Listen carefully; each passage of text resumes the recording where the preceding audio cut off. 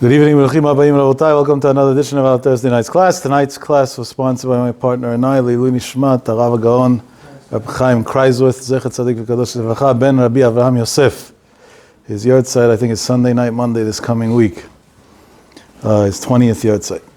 Zchutei Yagen Aleinu. The Gemara describes that in every generation there were different people that symbolized something. Mishmeit Rebbe, Batla this, Mishmeit different people that died. So a certain character trait in the world was no longer in its full extent. About Reb Chaim Kreiswith, like we could say, Mishmeit Reb Chaim Kreiswith.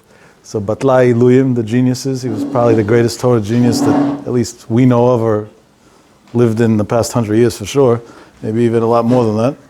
And at the same time, and this is what makes it so unique, the biggest Baal Tzedakah ever. Once he mentioned to me in passing about something that he has a lot of tsar, that year he only distributed $65 million. He had a lot of tsar that he only distributed $65 million. It wasn't his money, obviously. It was the most trusted person, the biggest Gavei Tzedakah, and he was a legend, and besides for knowing the whole Torah by heart and everything. So I consider Reb Chaim Kreiswith my Rebbe in Chesed and Tzedakah. At a very young age, my parents got me to keep a close eye and follow what he does. I can't say he taught me that much because I was young and I couldn't absorb it all, but as the years went by, I started processing it and understanding what it means to be a Gavei Tzedakah and what it means to feel obligated to that cause. So, his yahrzeit is definitely very meaningful. Besides, there's a legacy that has to live on from that he left over. So I want to talk a little bit about him, as well as a few other things. We'll see. Hopefully Hashem will give us Yad D'Shmaya. This change in time in class is not a permanent thing. It's just I came straight from the airport here. I wasn't sure if there'd be a flight delay. I couldn't rely on American Airlines, so I said I'll give them 15 minutes leniency.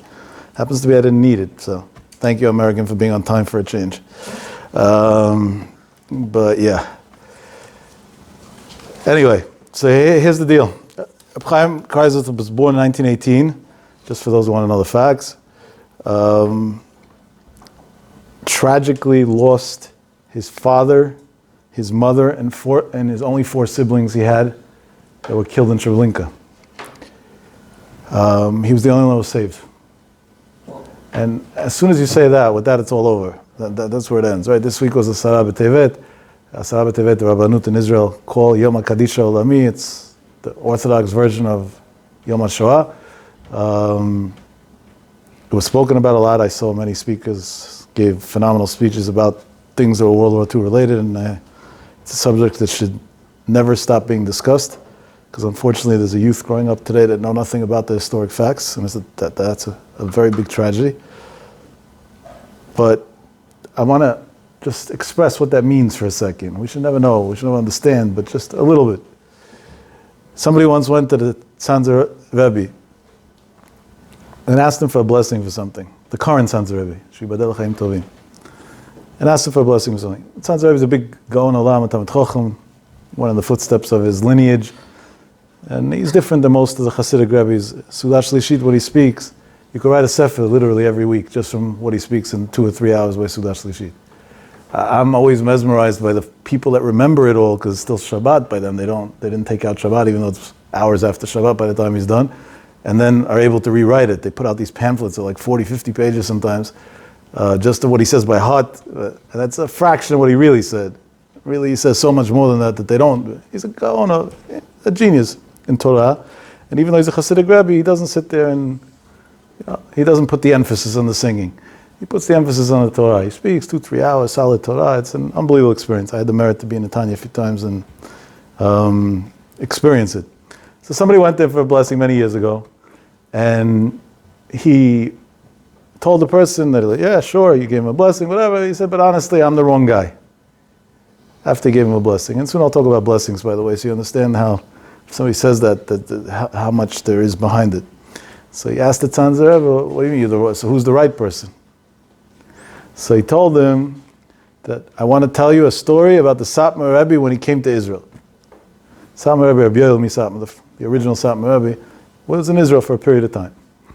And when he was in Israel, people obviously flocked to him for blessings and whatever, despite the conflict and ideology of that he wasn't exactly pro the state of Israel, to put it mildly.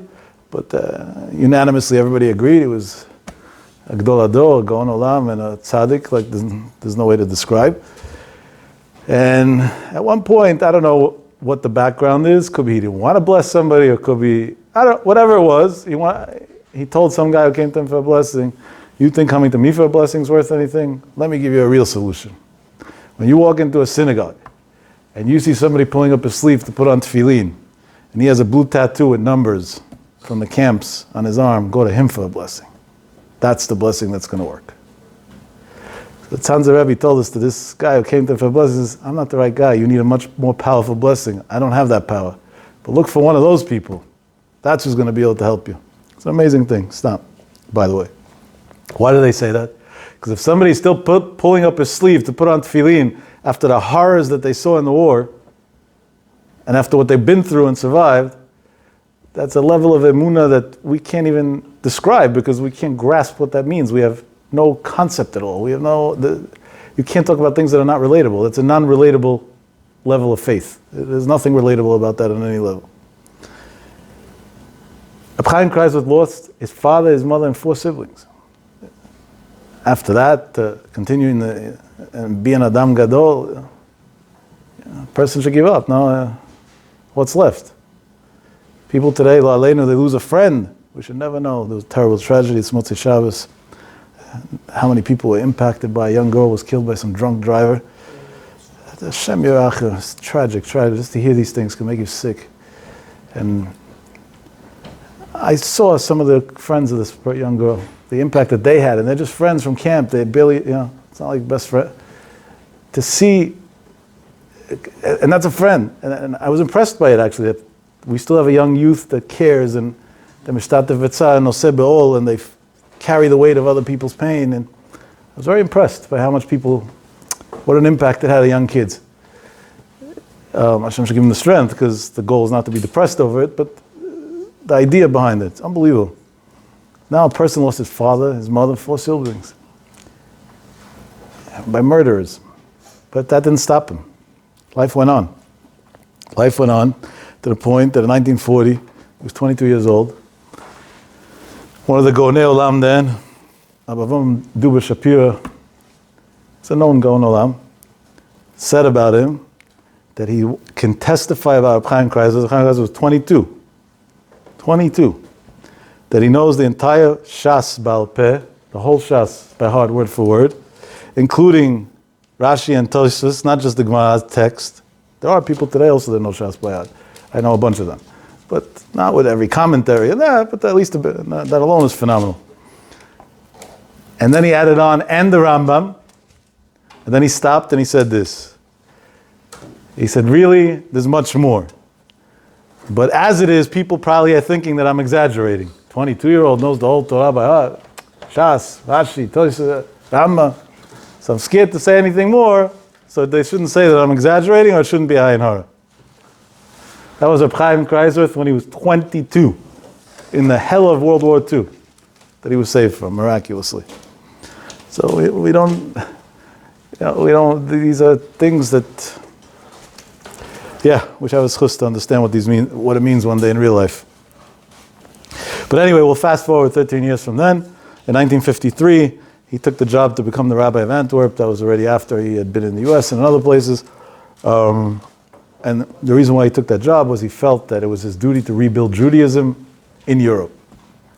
And he felt that duty his entire life. He was the advocate to rebuilding Judaism in the entire Europe. Today, there are many countries out of the EU that have yeshivot and synagogues and this and that. Without Reb Chaim's stubbornness to make it happen, it would have never happened. In America, the Satmar Rebbe and Reb Aaron did it, and in Europe, Reb Chaim Kreiswirth did it as a one-man show.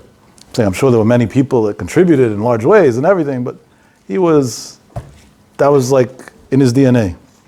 Meaning he turned the tragedy of losing his family and 6 million Jews murdered al Kiddush Hashem, Hashem Yinkom Damam B'meira, and he did all of that just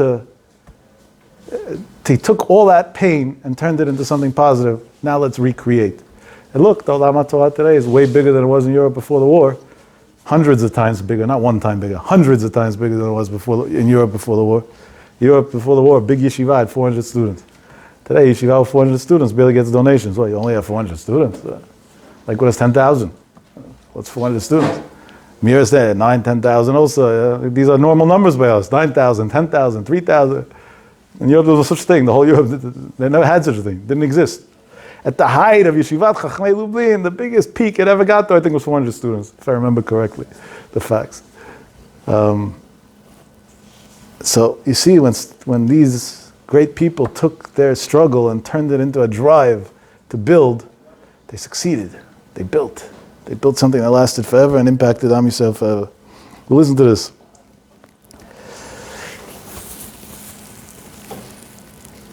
Shibadel Chaim Tovim, another Reb Chaim. We have our, Am Yisrael's, one of Am Yisrael's Ziknei Ador, Reb Chaim Kanievsky, who's also Gaon, knows a lot of Torah, and Gaon Olam.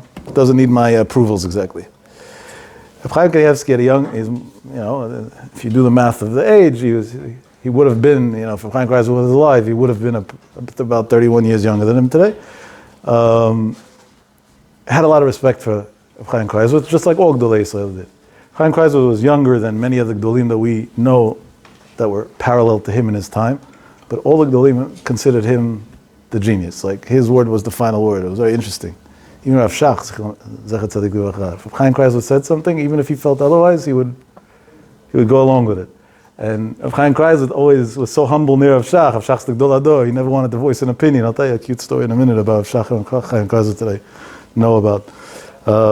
But anyway, Rav Chaim Kanievsky once saw Reb Chaim Kreisler saying a shiur. He used to give many, many shiurim. There was no topics or this or that. He walked into a yeshiva or a bet midrash, even just to pray mincha. They saw Reb Chaim Kreisler here, and he would travel the world a lot because he would fundraise and whatever, different things. Let's say he walked into a place. He walked into this shul, and he happened to have been in this shul a few times, said a few shiurim here, back in the day. And between mincha and avit, they would go over to him and ask him to speak, of course. So Chaim Kreisler didn't get up to say stories, and that wasn't his style. He wasn't a speaker. He was Talmid Chacham. Happened to have phenomenal abilities of speaking, but that wasn't. So he would tell him, okay, which halacha are you learning today? Or which sugya are you learning today? And he would turn to the rabbi, what are you teaching the people? Every shul is learning some masechet, something. What are you learning?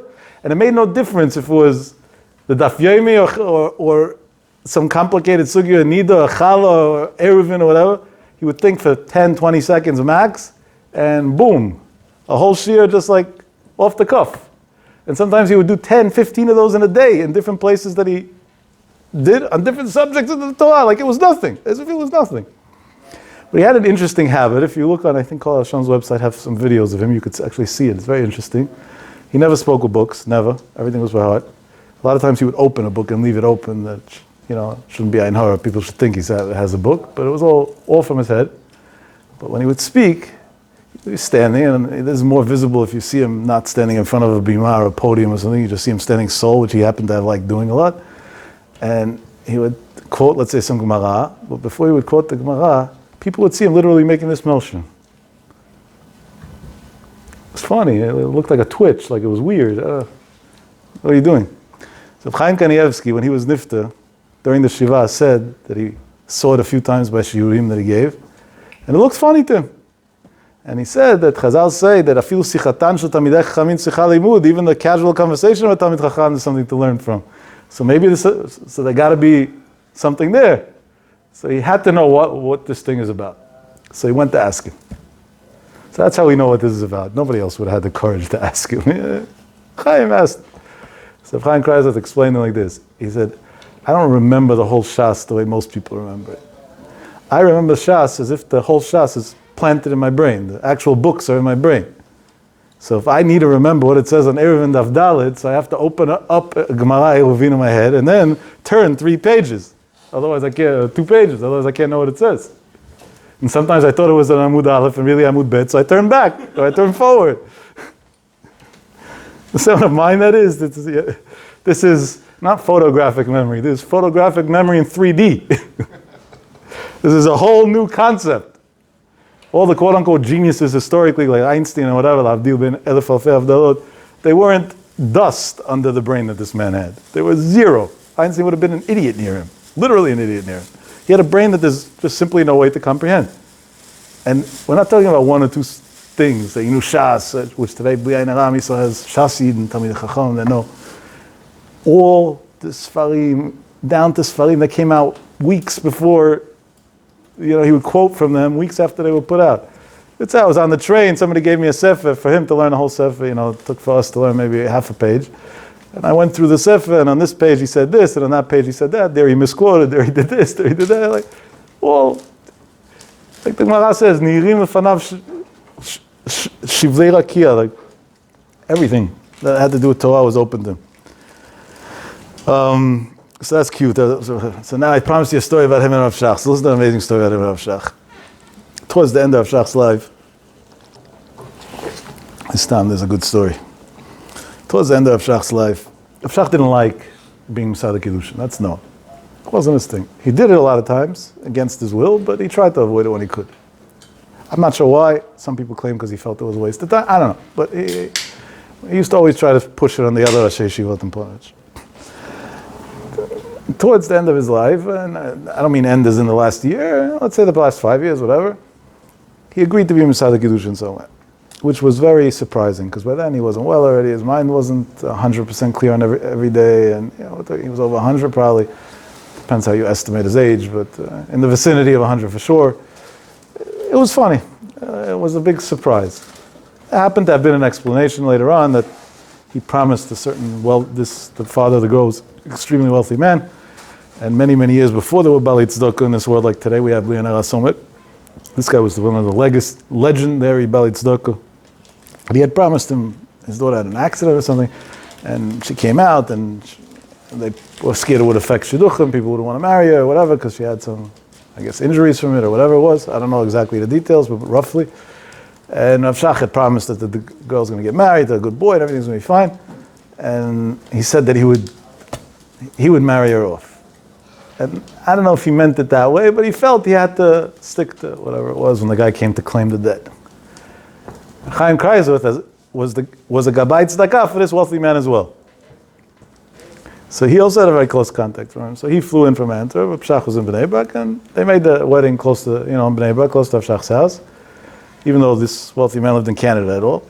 He didn't live in Israel, but still, to have Rav Shach by the wedding, it's worth making a wedding in Bnei Brak for that. And listen to what happened under the chuppah, it is amazing. Shach did the Siddur Kiddushin, more or less, whatever. He didn't like doing it himself, so part he pushed on somebody else, but at least on the formal part of it, it should look like it. And after the initial part, so then comes the Sheva Brachot that we say under the chuppah, so now we have to say Sheva Brachot. So they honored Rav Chaim Kreiswirth to say the first few brachot. Yeah, they gave Rav Shach, if not, they would have given him Siddur Kiddushin, but Rav Shach was older, so they gave Rav Shach Siddur Kiddushin. So he got the first few brachot. So they gave him the microphone to start saying the brachot. And he turns to the guy from the hall who gave him the microphone, and he said, "Can you bring me a Siddur, please?" Rav Shach was there, he was watching. Rav Shach was very good friends with Rav Chaim Kreiswirth, even though he was younger than him by 20 years. And he knew that he needs a Siddur, what Siddur? So he told him, what are you wasting people's time for? Tichad tzibura, just say the brachot. And he said, and don't think it's anava, because anava is only if it's believable. Nobody believes that you don't know the brachot. It's not believable, so it's not humility either. Let it go. Chaim said, Siddur, stubborn. He needs a Siddur. Shach never, he didn't let people go. If he wanted it his way, he put his foot down. And he told him, wait a second. I'll go along with you, he tells him. This is what Shach tells him. I'll go along with you. You don't remember the brachot. But I can't go along with you. Because you know the whole Shas Bahar word for word. In the Gemara, Masechet Ketubot, it says the brachot, the nusach of the brachot that you say for Chatan and Kala. The Mela, so quote from the Gemara. What do you need to Siddur for? The Gemara is in your brain. Quote from the Gemara. At that point, Rav Chaim Kreiswirth must have felt it wasn't respectful not to respond to Rav Shach. So he turned to him with a smirk on his face. He said, that's what I was going to do. But the problem is I only know where to start. I don't know where to finish. So we'll be here all night. So I need a Siddur so I know where to finish. That was the Eli that he was. You understand the depth of that. Two Gdolei Yisrael under a chuppah. What are they talking about? They're not posing for pictures. He was looking at them. I know where to start, but I don't know where to finish. But I learned from that story, by the way, a great lesson in general. Many people have a lot of talent, and they know how to give over nice messages. They know where to start, but they don't know where to finish. Sometimes you got to know where to stop also. Leave the people hungry for more. Let them want to come back for some more. It's a very big lesson in life. And if anybody studied public speaking in school, you might have studied about it as well. But yeah, that's a good story from Chaim Kaiser. Another story that I said in a couple of contexts, but I do want to repeat it anyway. I'm not going to say all the details. Chaim Kaiser had a close relationship with the Stipler. That's how Chaim Kanievsky became friends with him at all. And he was very sick at one point. The doctors gave him weeks. Shalom, nobody should ever know. And he came to Israel. He had this thing, he wanted to die in Israel, I think, I don't know, something along those lines. And he went into the Stipler and he told them about what's going on. And the Stipler told him, I'm surprised that you're even thinking about it. Die, you're sick, you're not sick, you're not going to die, nothing. It was a simple solution.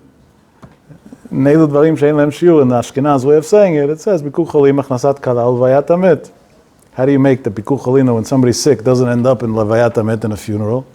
You dedicate your life to Achnasat Kala.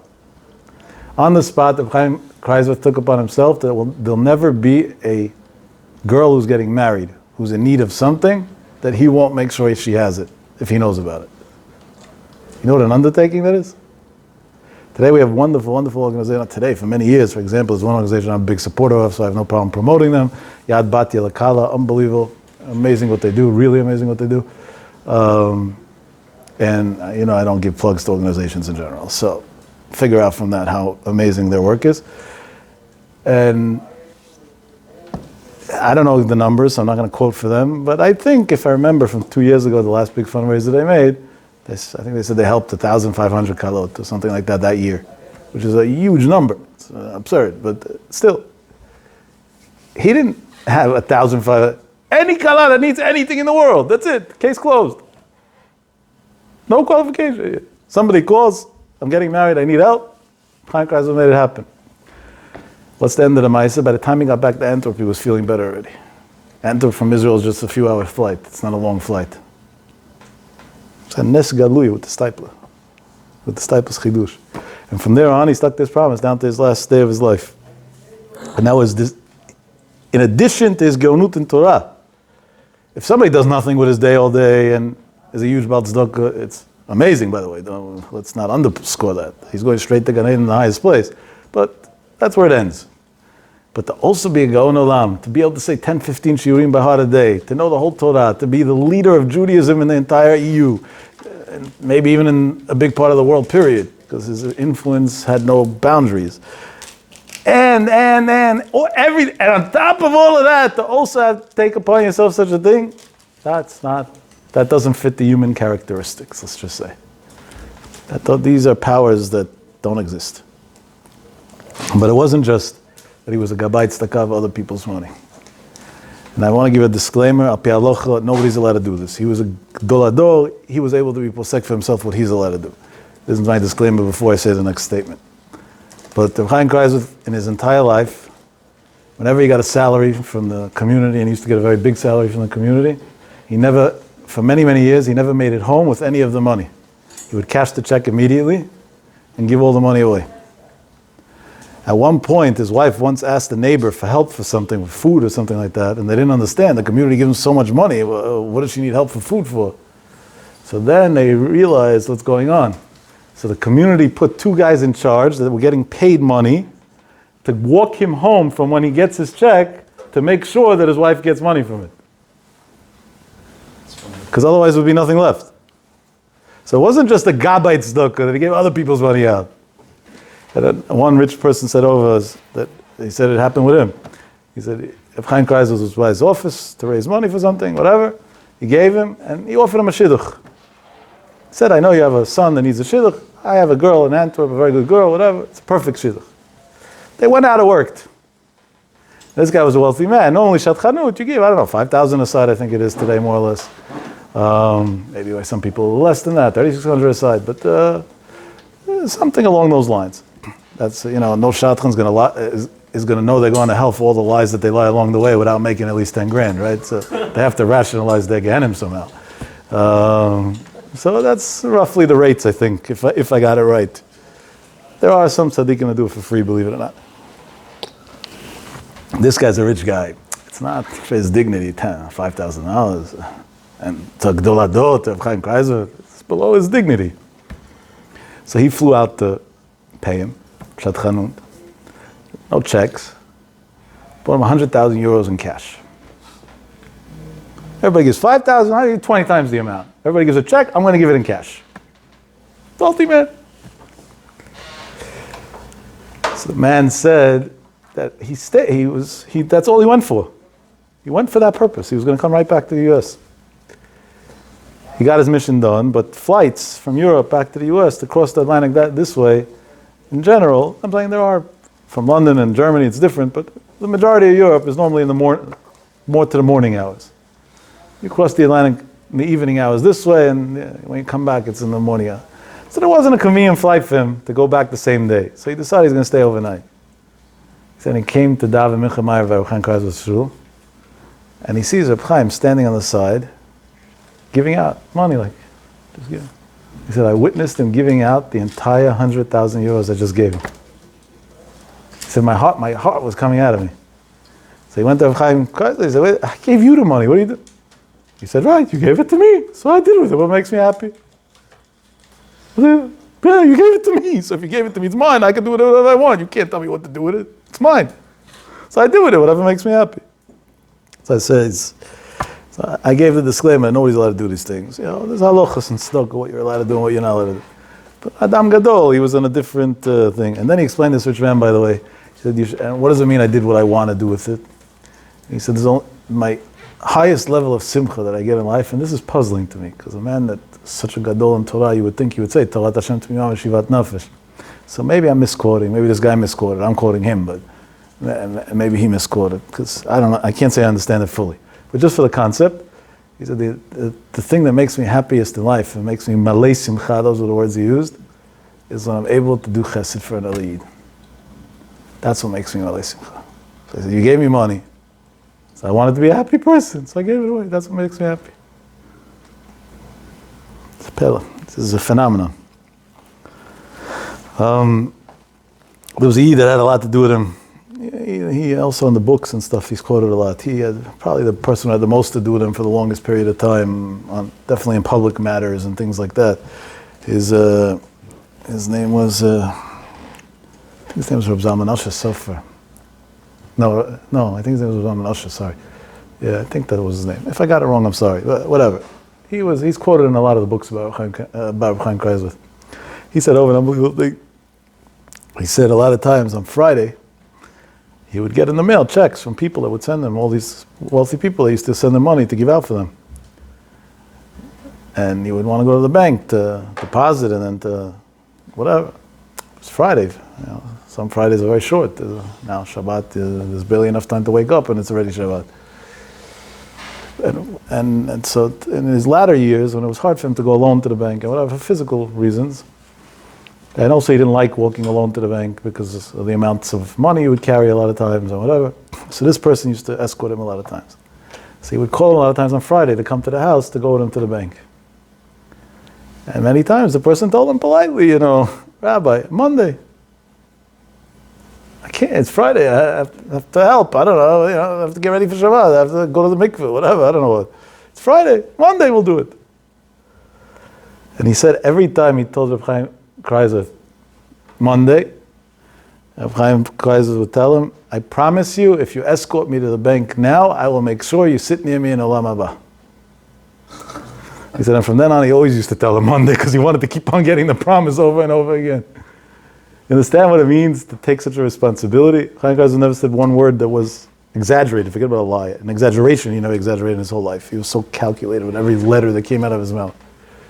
He was so confident in what he was doing that he was able to promise the person that was helping him do what he was doing that he's going to take him with me to... Then once he told him like this, if I had money for a yeshiva or an organization, I wouldn't go. I would wait for Monday. So there's enough people that support yeshivas, they don't need me. Today in the Raise It and charity world, we see 3 million, 5 million, 1 million, 2 million, like millions are not even, are just theoretical numbers, that's all they became.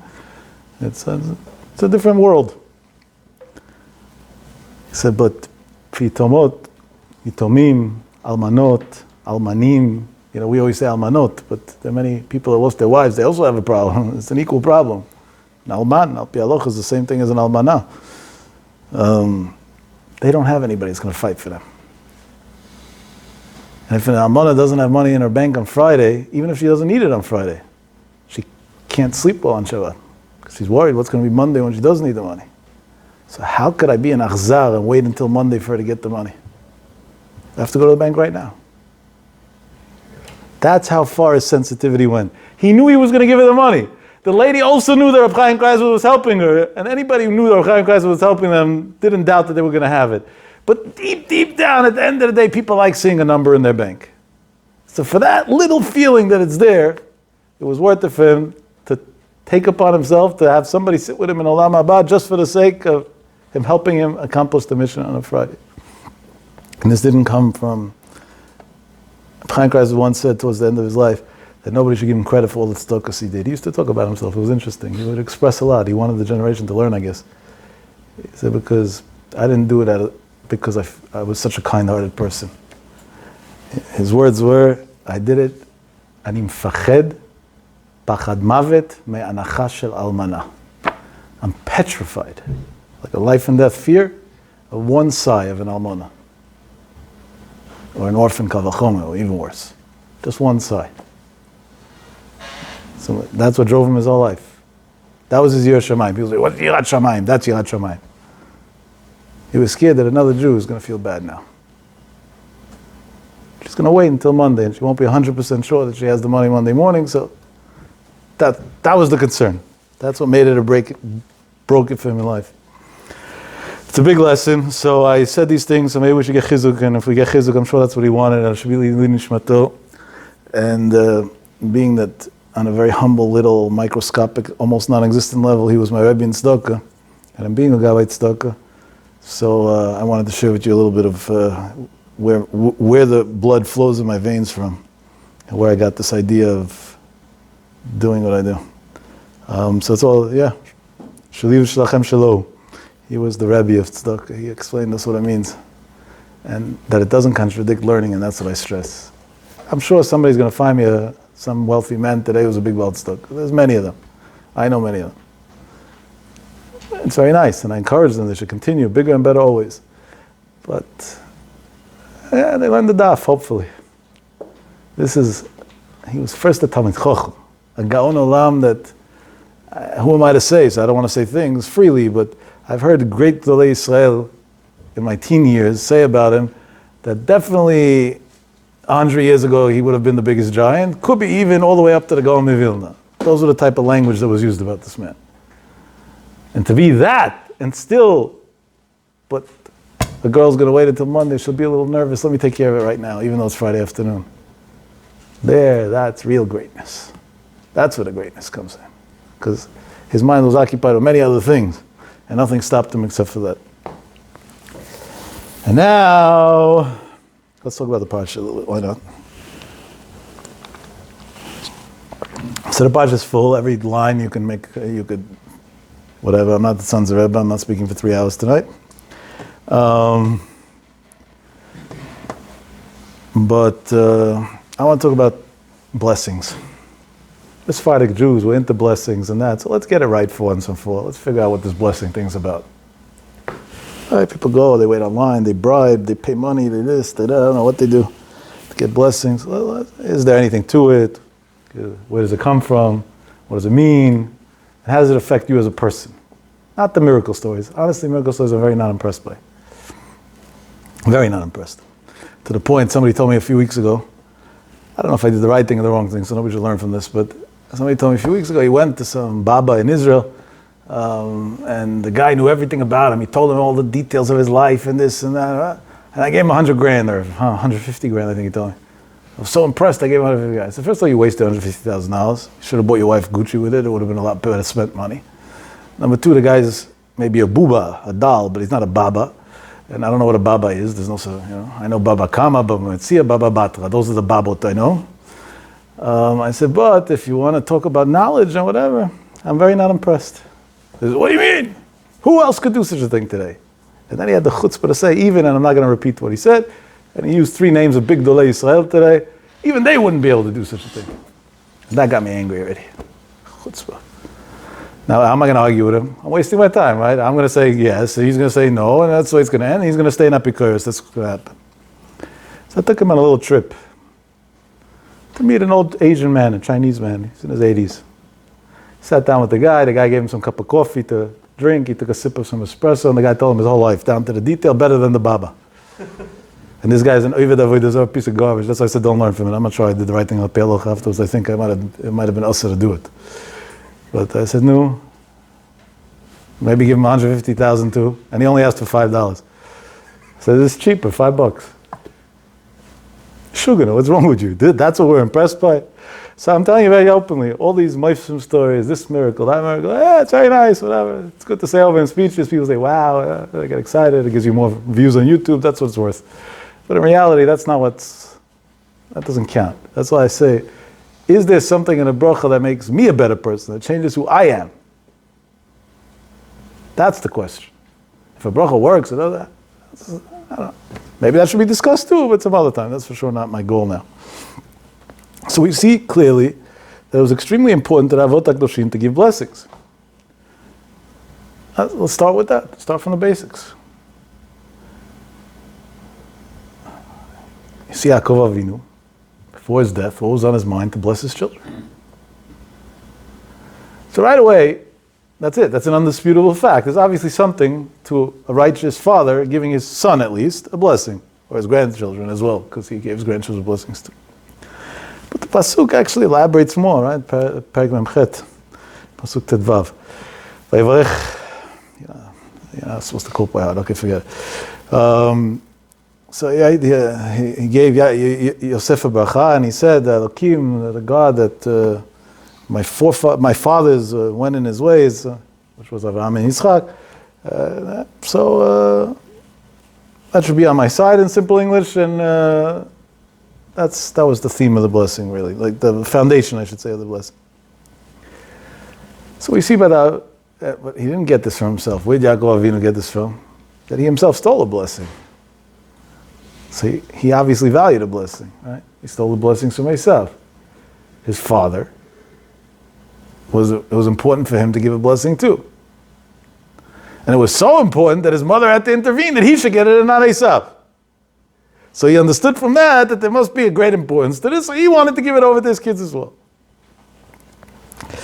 But Lamaisa, we see that this is not just by the Avot giving their children, and it's the father-son element of it was just happened to be that way. It's the righteous. And I'll prove it to you. There's a Gemara in Bava Kuftet Zayin Amud Aleph. The Gemara says, Kol mi sheyesh lo choleh betoch beito. Hashem shall help nobody should ever know what that means. If somebody has somebody who's not well in his household, Yilech etzel chacham vivakesh alav rachamim. He should go to the Talmid Chacham and ask the Talmid Chacham to ask for mercy for the person who's not well.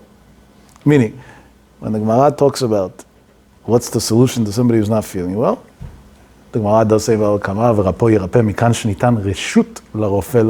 there's permission for a doctor to heal, but it doesn't say a chiyuv. It's permission. What does it say you should do? What's the obligation to do for a sick person? To go to a chacham, that he should be in vakesh chachamim.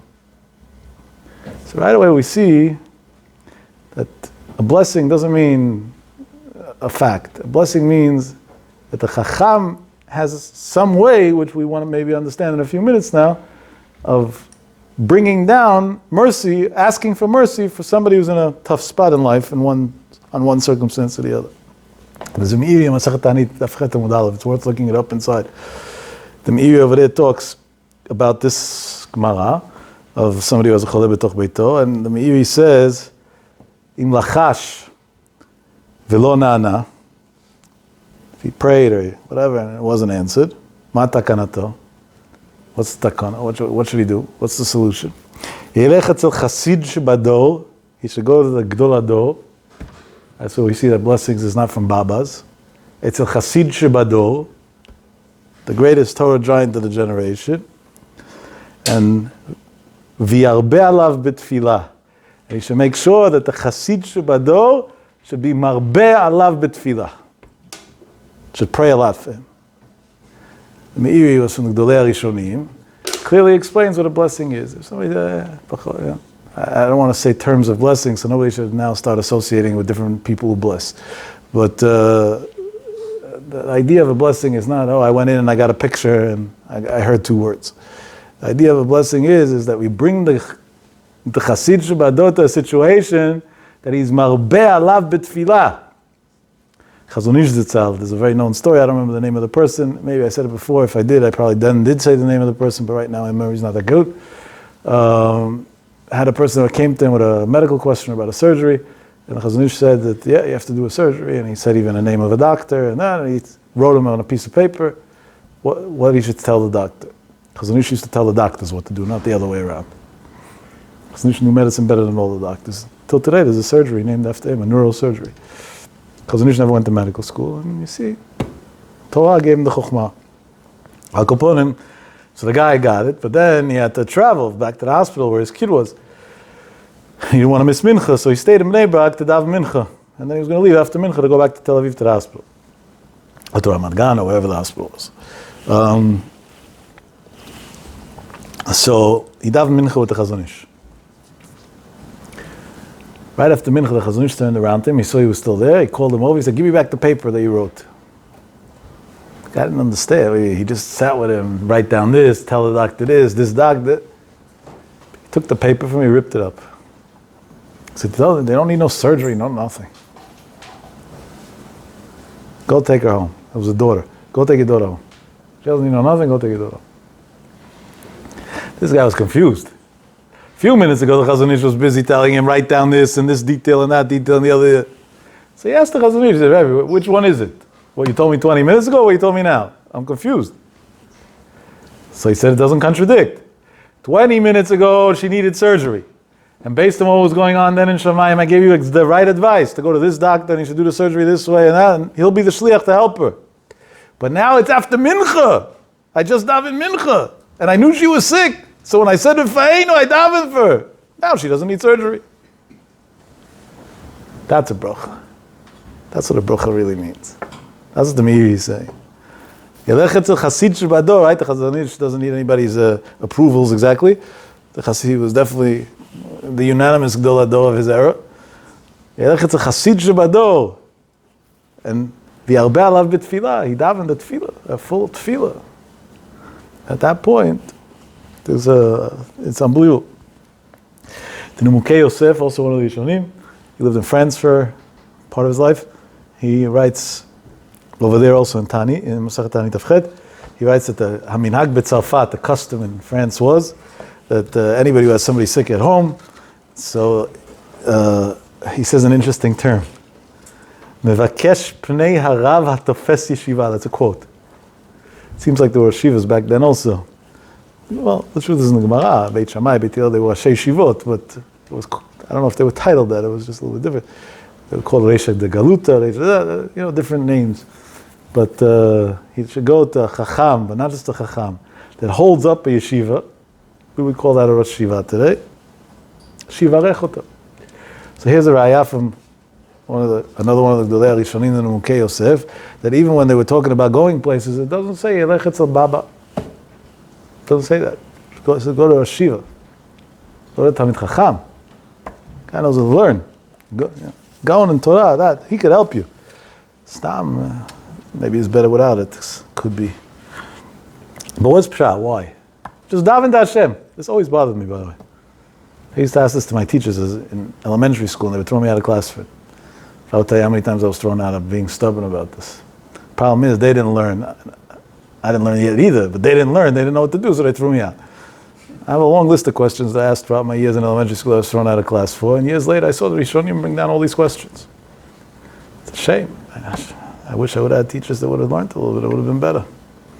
In the Gemara Moed Katan, Tetzayin Amud Bet, the Gemara discusses what's Pshat in this. How does this work? What's the idea behind it? So the Gemara says in the Pasuk, that Hashem says that He's he controls the world. And then he says about himself, Hashem says, Kaviyachol about himself, Umi Moshel bi, who controls me? Of course, it doesn't mean it literally, it's just a way that we can relate to it. So, tzaddik controls Hashem Kaviyachol. Why? Shani gozer gzera v'hum vatla. I make a decree and the tzaddik can nullify the decree. So, the tzaddik Kaviyachol controls HaKadosh Baruch Hu. So in the Shita Mekubetzet, in Masechet Bava Kama, Daf Nun Amud Aleph, the Shita Mekubetzet brings down these words. This is a direct quote. Al-Kosh Shel HaKadosh Baruch Hu, the way of God is, Shemaskim, that he agrees, L'sfarat HaTzadikim Shebador, to the logic of the tzadikim in that generation. And here I want to sidetrack for 1 second. I don't want to get into the stupid controversy, I don't call it controversy, the stupid idiocy of some people that don't want to get vaccines and whatever. But again, not that I think it should be forced, that's also evil. But I heard an Apikuros this week say that the rabbis in Israel that said to do it, they weren't given the facts right. He's an Apikuros. I don't care if he has a long beard or whatever. He's a regular Apikuros. There's no question about it. Shita Mekubetzet says, even the svara, even the logic of a chacham that he says, based on it, HaKadosh Baruch Hu says that's the way the Metziut is going to be. That's the fact. So, if Reb Chaim said, I don't care who told him what, I happen to know what happened, nobody told him anything, he knew the facts perfectly, understood the facts perfectly, but even if that wasn't the case, who cares? Once he said, the nature of the world changed based on what he said. As soon as it came out of his mouth, the whole world changed based on what he said. Literally, that's what happened. Literally, that's what happens. Unbelievable thing. So it's literally kfir to think otherwise. It's anybody... An anti-vaxxer equals an apikuros. So there's no ifs, ands, and buts about it. It's literally like that. Not mitzvah to a minion, nothing, 0, 0, 0. He lost Tzelem Haba instantly. Delay said something. Now, if you'll bring me an Adam Gadol who's 70, 80 years old and knows Kol HaTorah Kula Ba'al Peh, he has a different opinion. Fine, there was Beit Shammai and Beit Hillel also argued with each other. But yeah, you have to find those people. If they're on YouTube, they're not Gdolei Hador. Let's start with that right off the bat. And if they're on social media, definitely not. Somebody sent me this, now they have this new trend that for every day there's gulas, right? And really there is. Every day has its own segula. V'itim li'am segula mikol ha'amim. Sunday is a segula to be Sunday. Monday is a segula to be Monday. Every day has a segula. So there's a guy who they nicknamed him now the rabbi of the segulas. He puts out a video every day about the segulas of the day. There's the minute of the day, the inspirational minute of that. Now we have the segula of the day also. Somebody sent me one day one of the segulas of the day from this guy and asked me if it's credible and not a source that he brought down. Because it was an interesting one, like a unique type of thing. So I thought it happens to be what he said is right. And it's credible and there's a source. And I said, but you're not allowed to listen to this. So he tells me, why not? You're telling me it's right. I said, yeah, it's right. Then he didn't misquote. He quoted word for word. I know about it. He quoted it word for word correctly. I said, because at the end of his dumb clip, he said, and now do a big mitzvah and post it on your Facebook. I said, if somebody who learned Torah could say to post something on Facebook, you're not allowed to listen to what he says anymore. It's treif. So now it won't work. He ruined it for Klal Yisrael. There was this goal that would have worked, and now he destroyed it. He just poisoned it, just like that. Really? You're Talmid Chacham? How do you know what Facebook is at all? Let's start with that. If your head isn't learning, why do you even know what it is? And then to promote yourself that way, go publicize, I should go viral. That's what's going to help. Sorry, I disagree. I'm entitled to an opinion as well. Remember this. Shita Mekubetzes Bava Kama. I'm giving you sources. It's not me. I didn't say a thing tonight. Everything's sourced. The way of Hashem is Shemaskim L'Sfarat Tzadikim Shebador. He agrees with the Svara. Svara is not even the facts. Just the Svara. The common sense of the Tzadikim of that generation. I will tell you over the 23 and a half years that I had the schus to be in contact, breath by breath, with my Rebbe Zachat Tzadik V'Kadosh L'Vachas Yagen Aleinu. There were countless times that he told me things that were so far-fetched that I don't even know how to describe it. In areas that I went to school for, I knew very well, and he knew nothing about. And I never thought twice, and instantly whatever he said, I did exactly to the T without, and it made sense to me to do it that way. And a year later, 2 years later, sometimes even I had it married 3 days later. I once heard a story about when he saved me from the stock crash. I would understand. How did he know? How did he know? Because I don't know if he knew. He didn't know, by the way. Hashem maskim im svarat tzadikim. If that was his svara, so now the nature of the world is going to be like that. That's the way it's going to be. Pele. It's a pele. I remember asking him, it was right before he passed away, the American economy normally has between a 7 and an 8 year cycle of crashing. And then it was about 7 years into a relatively okay economy. He said, maybe it's time I should liquidate a lot and whatever and hold off. He said, this time it's not going to be like that. He said, first they have to have a big problem around the world, a global situation. He said, either a war or maybe a magefa, a plague. Then afterwards it could crash. I remember when COVID started, I was like, well, he said plague. I said, what plague? Plague. The Spanish flu was the last plague, a real plague. What does that have to do with anything? And that's what it's going to take to crash afterwards. Then they came, they printed fake money all over the world, they caused inflation to go like crazy, nobody could afford anything anymore, salaries didn't go up, and now everybody's crying, wait a second, even the Democrats themselves suddenly are saying, this ain't working anymore. Even, I don't call him the president, but some people call it, CNN titles him as a president, Mr. Biden, today says he's holding off with his spending plan and is this and that, because the numbers don't work anymore, this is not going on. So yeah, they're still inflating the market a little bit temporarily, but after that, that's also going to change drastically. And I don't see that as a bad thing. It's called normalizing things. I don't think he knew anything. I'm not such a believer. I don't think he had Ruach HaKodesh. I think it was very simple. Svarat HaTzadikim. Tzaddik who gave his life for Klal Yisrael. That was his svara. Hashem said that's the way it is. I just wish he would have said there won't be such things and there won't be a crash. It would be so much better. At least in my taste. Not that he needs my approval. The Chinuch writes, so you understand the extent of this, the amazing thing. Chinuch writes, Yadanu we know. When he read Tamid, and you could always see it. I mean, it's not just knowledge. It's visible evidence.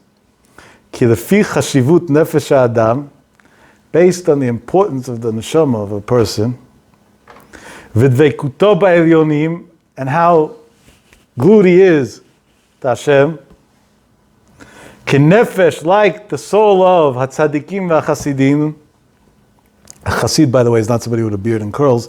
A Chasid in the Gemara's terms is somebody who does Lifnim Mishurat Adim, meaning he gives others the benefit of the doubt.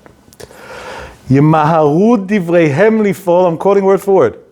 Chinuch Reish Lamed Aleph, if you want to check. If I made a mistake in a word, I'm sure my critics will right away write to me tomorrow that I misquoted. Yemaharu divreihem lifol, their words will right away. Pu'ula means they'll work, they'll do something. Bechol ma sheyidabru alav, it doesn't even say what they're going to pray for. Anything that they'll speak about. Hear these words? This is mind-boggling. Just speak about. Unbelievable. And this is a known thing between those who understand what knowledge is, and who know what knowledge is and understand what knowledge is.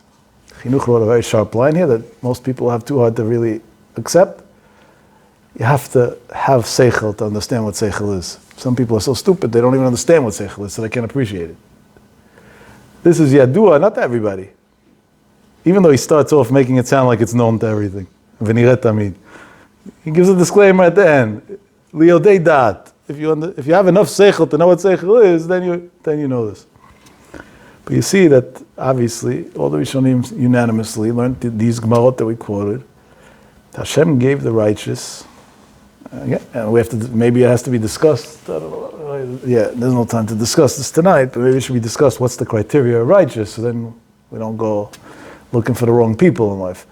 But whatever the criteria of righteous is, Hashem gave righteous people a certain power that's beyond everything.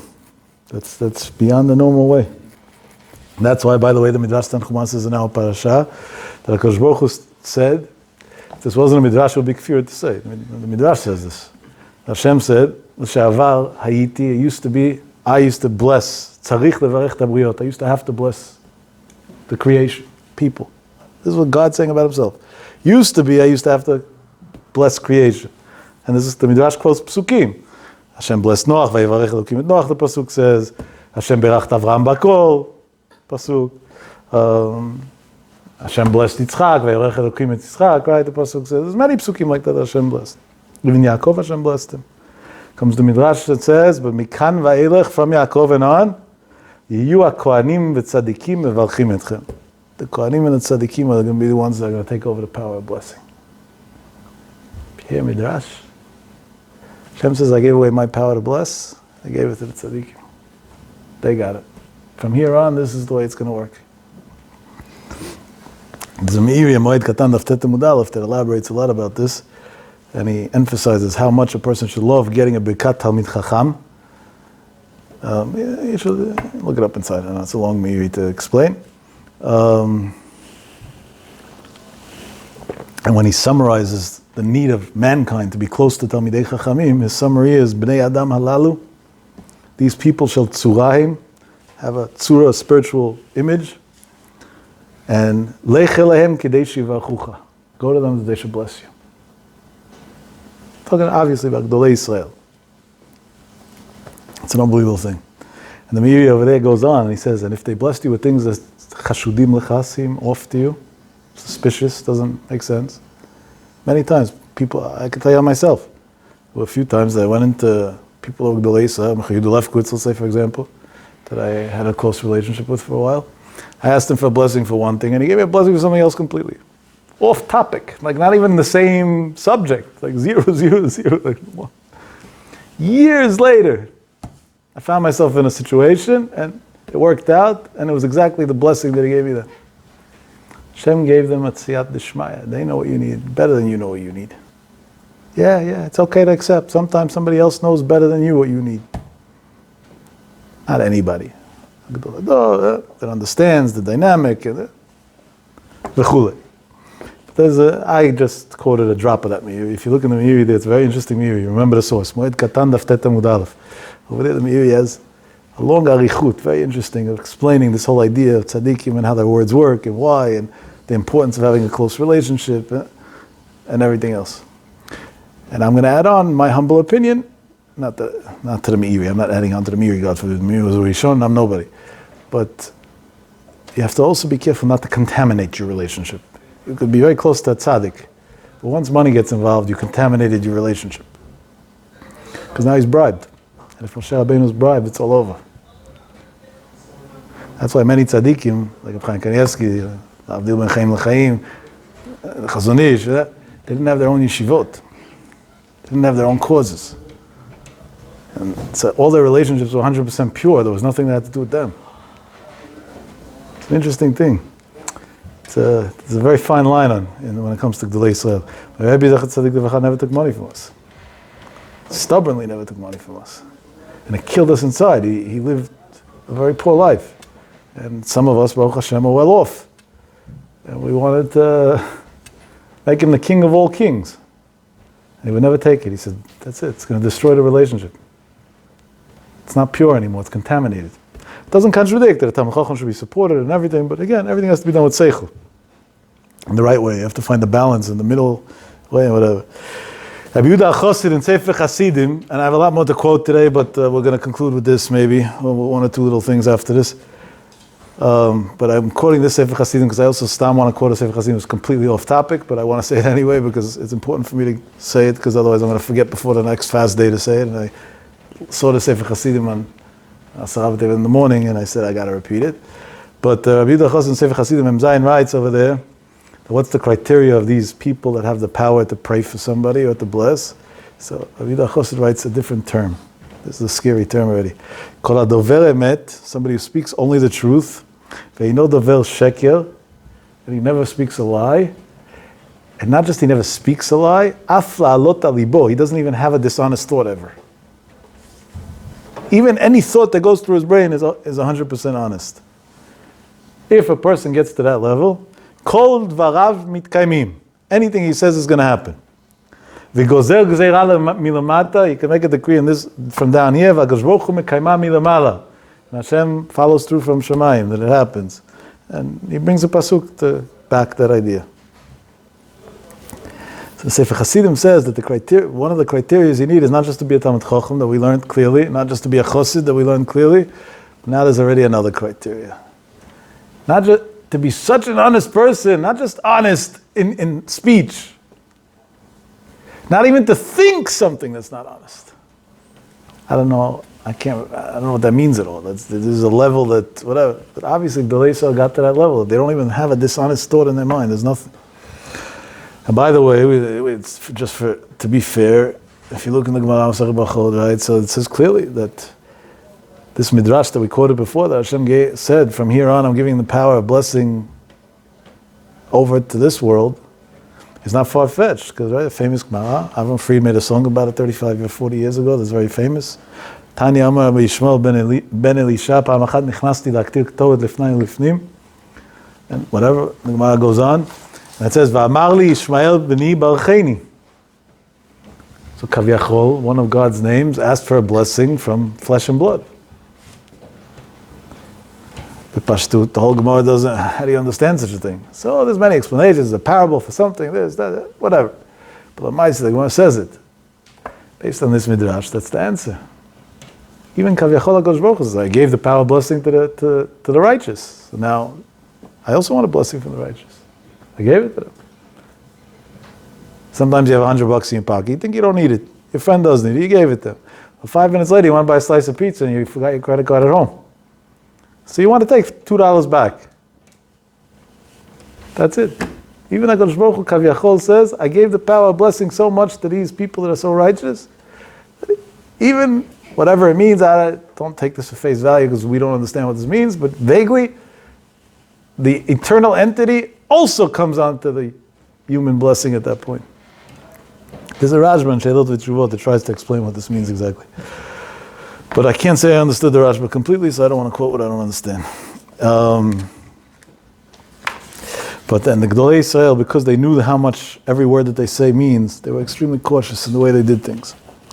From Zalman Auerbach, for example, when somebody would go, Motzei Shabbat, he was in yeshiva, and the boys right after Havdalah in yeshiva, everybody would go to say Shavua Tov. Right, they would go in a circle, they would line up one by one, the schus to shake up Shem Zalman's hand, even if he was a yeshiva. So in Yiddish, Shavua Tov is Agit Voch.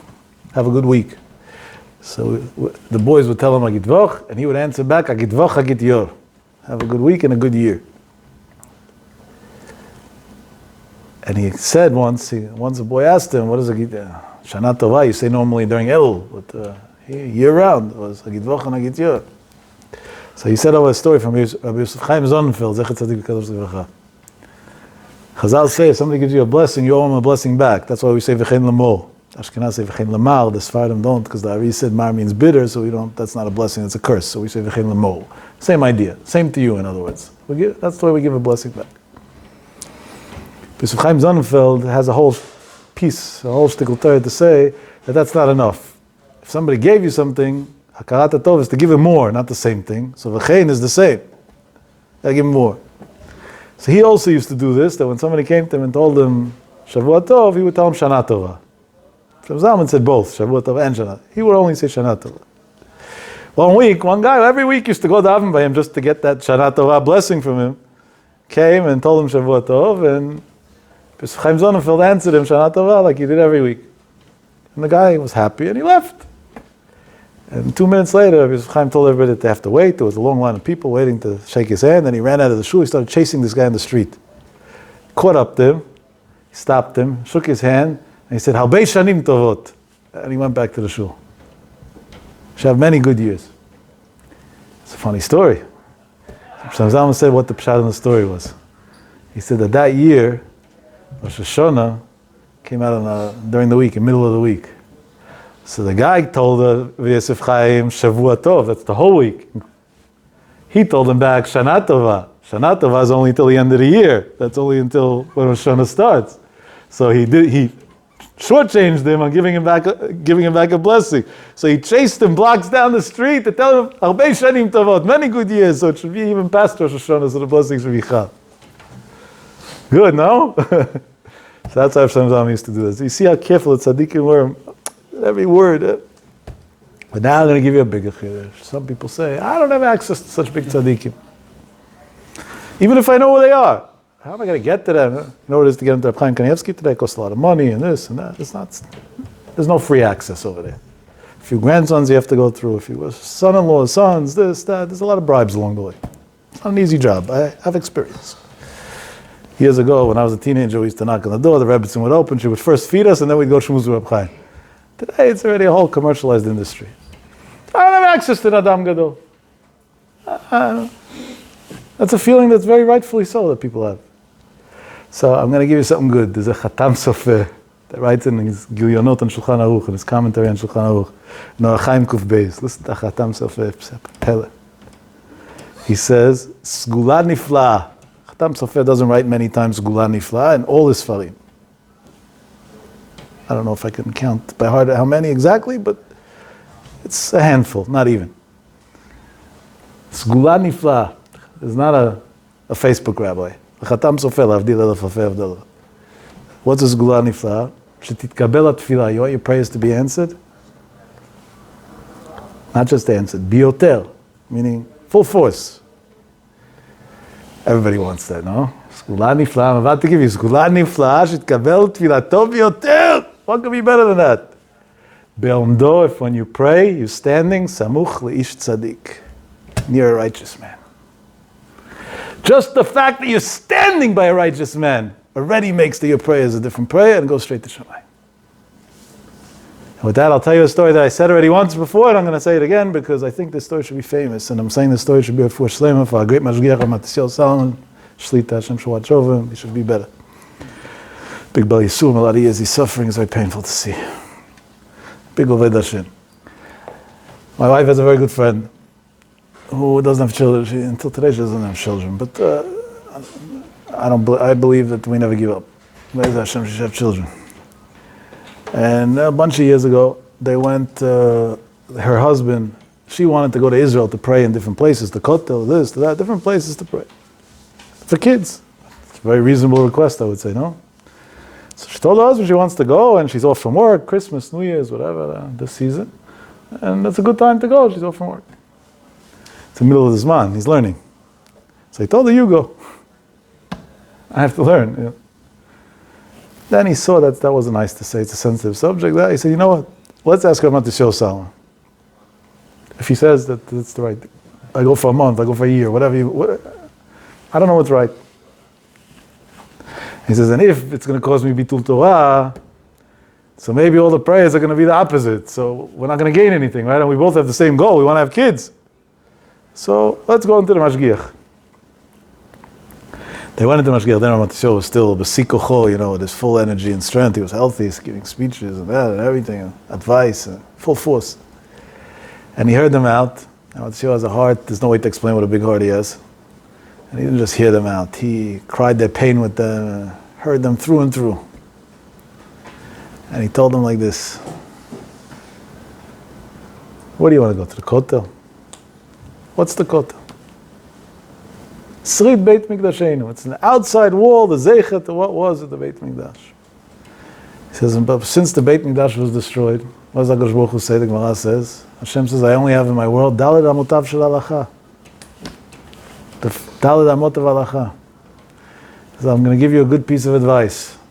Save your money, save your time, and save the Bitul Torah. And instead, tomorrow morning, come by first Seder outside the yeshiva, outside Lakewood Yeshiva and daven. That's a lot more powerful than anywhere you'll go in the world. Telling you a story I know first not, I heard from somebody who heard firsthand. I later on verified it also with Ramat Yisrael himself. He said, I stand behind it. Over there, I don't know, whatever. There's a gzera from Shamayim, it should be botel, they should have children, everything should be beautiful. But I can tell you that I've said this story in a bunch of places around the world. People looked at me like I was a nutcase. What type of weird story is this? Go outside a yeshiva to daven. Sounds funny, no? It's a little bit weird. If you would see somebody standing outside the door of Lakewood Yeshiva davening, I think you would call Hatzalah for them or something. It sounds wrong. Until a group of Jews came from Mexico City to learn in Lakewood Yeshiva during Elul. They come every year, but one year it was a very big group. And I had a speech that went viral right before that, and they heard me saying this. And 6 people out of that group told me, I'm sure there's more, but 6 different people told me. Each one had a different story, each one told me their story. It would take another 2 hours now just to say the stories. Long, complicated problems, one with the government, one with this, each one more part. And they came for a Seder to the yeshiva the first day they landed in New Jersey, and they davened, and the problem went away by the time they went back to Mexico 2 weeks later. So it wasn't so crazy after all. Well, but I never understood it until I found this, I didn't find it, until I saw in a sefer that he quoted, I looked it up. This Gideon Khatam Sofer. This is why. סגולה נפלאה שתתקבל תפילתו ביותר בעומדו סמוך לאיש צדיק. Even in shul where you sit makes a difference to what's going to be with your prayers. Even in shul where you sit makes a difference to what's going to be with your prayers. Unbelievable. Hafla v'fela. Anyway, and to end off on a happy note, just for the sake of a smile, because it's very important to smile always in life. So I want to end off like this. There's a Sefer Chassidim I said I wanted to quote. It talks about the halachot of fasting, whatever. I'm not going into, there's not halakha l'maaseh, this is to make a point. That's why it's important for me to say, because I don't trust myself to remember to say it before the next fast. He discusses who's obligated to fast and who's not, and in there he writes these words. If somebody knows that because he's fasting, we're talking about, of course, a fast that's the Rabbanan, meaning not Yom Kippur, and as a result he's going to be agitated, he's going to get angry, he's potter from fasting. I don't know if that's the halacha, even though the Mr. Bura does use this Sefer Chassidim in Ilchas Tisha B'Av for a different measuring stick for something. As a result of being hungry, he's going to be agitated. Some people, when they're hungry, they're animals. It's potter from fasting. Yep, so Dvar Pele. I saw the Sefer Chassidim this Tuesday, whatever, I had a personal thing. I wasn't sure if I'm supposed to fast or not. So I was sitting in a shul that I went to daven. And I was looking at the Mr. Bura to decide, yeah, fast, no fast. So I saw that Mr. Bura quotes this Sefer Chassidim in the Ilchas Tisha B'Av without quoting it in this context. Just he says, there is a Sefer Chassidim about the obligation or the measuring stick. So I looked it up. I saw this Sefer Chassidim. I said, this first of all has to be made public, not as a psak halacha, but as an idea of if mitzvahs make you agitated, then you might be doing your mitzvahs wrong. Something's you got it all wrong right off the bat. You're potter from everything. What are you doing? You're going to destroy yourself and the world and everything. Get a grip. And then I was like all pumped about this. I learned something new. I'm sure many people are going to hear this. It's going to be a big deal. We knew this when we were 3 years old, but to me it was new. I didn't know it. And then when I hear something new, I like sharing it. So I started sharing it with people. So I shared it with one guy on the phone that I thought would appreciate it. And about 10 minutes later, he calls me back and he says, I'll tell you an interesting thing. Look on Kol HaLashon, he sends me a link. Rav Zilberstein gave a shiur about halachot of fasting, I don't know, this year or a different year. And he quoted the Sefer Chassidim and he made it halacha l'maaseh even. I don't know, I didn't listen to the entire shiur. I heard the beginning part of the shiur of Zilberstein, the link he sent me, but I don't know, that might be a little bit far. But unbelievable. You see what it means if somebody gets agitated, edgy, whatever. Then I had a cute story. Somebody called me to ask me at about 12 in the afternoon if they have to continue fasting. They're not feeling well. Of course, they didn't have to continue fasting. But I was, whatever, my voice wasn't so strong. Kids, I was answering slowly. So the guy was agitated. He tells me, "No, can you just answer me already?" So I said, "You're for sure potter from fasting. I'll explain to you why when I have strength. Goodbye." At that point, I had to say, I really saw chalav. And here's your smile to go to Shabbat with. There's a Yid that, his name is Rab Abish Eisen. This, my friend Av Genut brings down in a sefer. Rab Abish Eisen is in Givat Shaul in Yerushalayim. He's a legendary Jew. But he also is a legendary Jew in the sense that he has a big personality and a big mouth and a funny relationship with Gdolei Israel and whatever. They love him. And he's able to say things that none of us would ever get away with saying in the houses of Gdolei Israel. He's a very special person on many fronts. There's a lot of tzedakah and chesed also, and go on. Especially kids. He was by Reb Chaim Kanievsky a couple of years ago, Erev Pesach. Reb Chaim makes a siyum on Bavli, Ushalmi, Sifra, Sifri, whatever. So he was by him. It's a big schus to be with such a siyum, whatever. And then he wanted to take a bottle of wine from the siyum with him. Siyum Ashak, Siyum and Alter and that. He wanted to take a bottle of wine. So they don't exactly, there's a price tag for it. He's not that type. So he wanted to get it straight from Reb Chaim, not from the mafia around. So he said, He's going to go make Reb Chaim smile or whatever. And then so he went over to Reb Chaim and he said, Mazel Tov, with all his personality. And Reb Chaim told him, Bua. So he says, Rebbe, I don't need your blessing. Chutzpah, Reb Chaim. Of course, he said it in a humoristic way. He has no chiyuv. So Reb Chaim said, the Gemara says clearly, even a simple person's blessing, you do need it. So he says, no, not because of you, because of me, I don't need it. Because my blessings work better than yours. That's what he's busy telling you.